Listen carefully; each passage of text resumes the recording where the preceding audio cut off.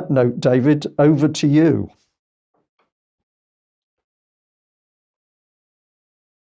Party politicians, Patrick Harvie, in this particular case, Patrick Harvie decided to do a little interview with the BBC. He did it in the open air. It did not go according to plan, and we have some video for you. Okay, apologies. We seem to have a little problem with that video clip, David, so we'll move on through. We'll see whether we can cover that in extra time. That's unfortunate, because that's actually the heart of the story. But we'll see. I'll try and fill in what actually happened. So, Patrick Harvie is being interviewed by the BBC, and someone passing by said that we should vote for any colour party that's not green. And the BBC interviewer tried to laugh this off. And then the member of the public called Mr. Harvie a deviant several times, and Mr. Harvie glowered at him and called him a bigot. So that was the exchange. So I want to just dig into this a little bit. It was a very interesting exchange, and because Mr. Harvie went on to say about homophobia and about all of the culture war that has been unleashed upon minorities by the bigoted majority. It would seem to be his position. And I think that's something that is an incorrect characterization of what's going on. So, to start with, the man called him a deviant. So if we can have a little look at what this actually means, we have the definition here. Deviant behaviour or thinking is different from what people normally consider acceptable. Okay, so this is a word. It's not a swear word. It's not a pleasant thing to be called, for sure. But it relates to someone's thoughts or actions. It relates to how an individual behaves. It doesn't relate to the membership of a particular group, I would suggest. Now, Patrick Harvie did a column in the Scotsman, actually quite a good column. It explored all of his thoughts on pride and on being a member of the LGBT community and advocacy and political activist group. And he said during this, the truth is that trans and non-binary people have always been part of our community. Whether we called ourselves queer, lesbian, gay, LGBT+, or anything else, we've played a vital active role from the Stonewall Uprising onward. We stood together in one progress. So he says here, we called ourselves queer. So he's identifying with the word queer, which is, of course, used extensively in terms of queer theory and others to mean, well, actually quite complicated things. But just the actual meaning of the word queer, as you'll see here, is a synonym of deviant or abnormal. This is synonyms of deviant. So he's identifying with a synonym of deviant, but he's objecting to be called deviant. So you see how odd the language has become. Now, he received a great deal of support for his position, Mr. Harvie did.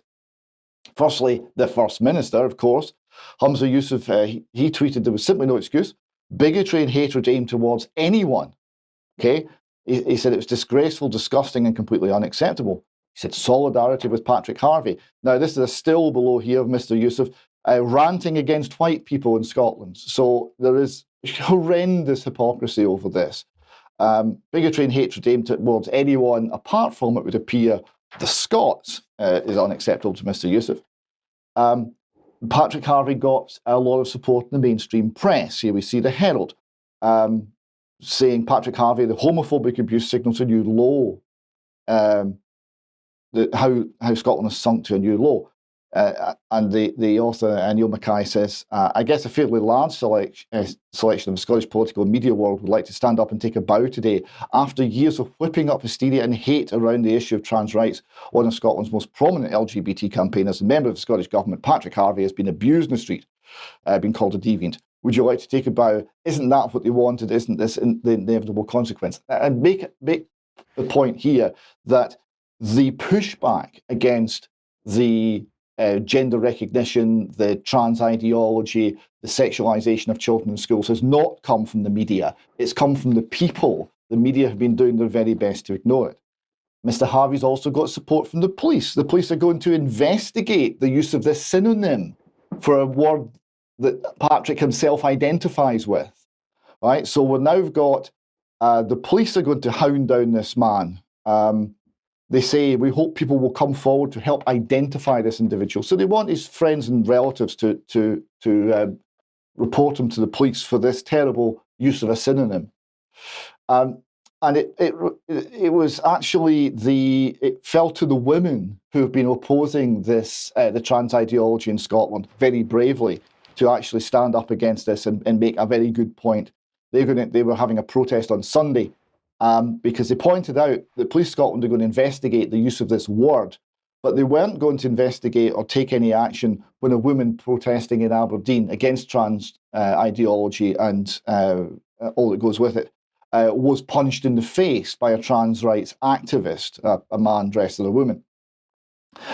They said, we're fed up. So it's Women Won't Wheesht is the organisation. They said, so Police Scotland investigating someone calling Harvie names, didn't bother to investigate a woman being assaulted, or crowds of bullies shouting much worse abuse at women. And this is the fact. So here we see some stills of the Women Won't Wheesht protest in Falkirk on Sunday. So the fact here is that Mr. Harvie is supported by the establishment, by the First Minister, by the press, by the police, but he's being hard done by. He's a victim here, and anyone that has a different view, however they might not express it in the most eloquent terms, they have to be hounded and they have to be silenced because their views are unacceptable in Scotland. It's very totalitarian. It's very much about thought control, and it's very oppressive. Okay, thank you for that, David. And interesting that the police are fully involved. So language has been changed, and then whatever language you use, if you use the wrong language, the police are going to be on your back. But another